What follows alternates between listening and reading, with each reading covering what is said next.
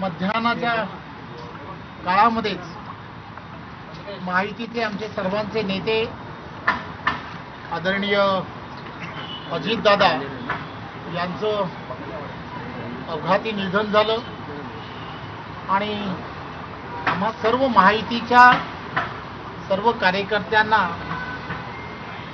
धक्कादायक अशी ही घटना होती। देशाचे पंतप्रधान नरेंद्र मोदीजी यांच्या नेतृत्वामध्ये आणि महाराष्ट्राचे आमचे सर्वांचे अतिशय संवेदनशील असे मुख्यमंत्री आदरणीय देवेंद्रजी यांच्या निवडणुकांमध्ये त्या निवडणुकीच्या पार्श्वभूमीवरती आम्ही देवेंद्रजींना नेहमी पाहतो। त्यावेळेला मोठ्या निवडणुका असो किंवा छोट्या निवडणुका असो, कार्यकर्त्यांच्या प्रत्येक निवडणुकीमध्ये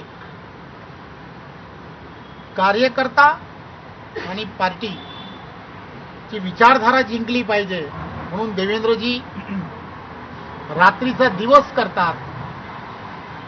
परंतु अजितदादांची झालेली घटना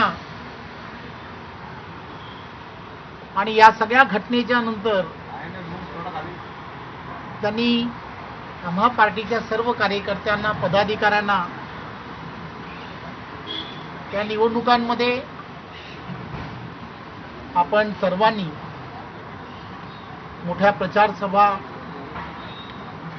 घ्यायच्या नाहीत किंवा कोणताही मिरवणुका जल्लोष करायचा नाही। आपण ही निवडणुका अतिशय संघटनात्मक दृष्ट्या मायक्रो लेवलवरती कार्यकर्ता बूथवरती जसा काम करतो त्याच पद्धतीने आपण सर्वांनी लढाव्यात असा त्यांनी विचार केला। आणि खरं तर देवेंद्रजींसारखा संवेदनशील नेता ज्यावेळेला असं सांगतो त्यावेळेला आम्ही सर्व कार्यकर्त्यांनी सुद्धा त्याच दिशेने जाण्याचं ठरवलं।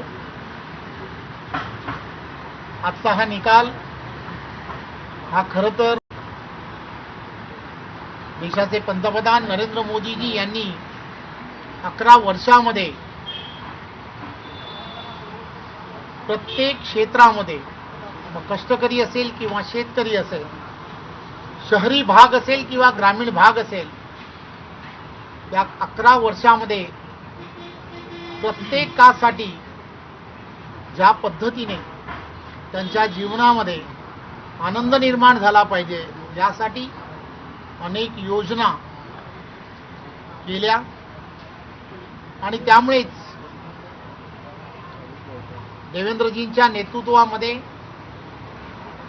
हा विजय जो आहे महायुतीला हा संपादित झाला। खरं तर देवेंद्रजींचं मनपूर्वक अभिनंदन। तर प्रदेशाध्यक्ष रवींद्र चव्हाण यांनी भाजपच्या यशाबद्दल मुख्यमंत्री देवेंद्र फडणवीसांचं अभिनंदन केलंय। यासह बुलेटिनमध्ये आपण आता इथेच थांबतोय। प्रत्येक बातमीच्या अपडेटसाठी पाहत रहा एबीपी माझा।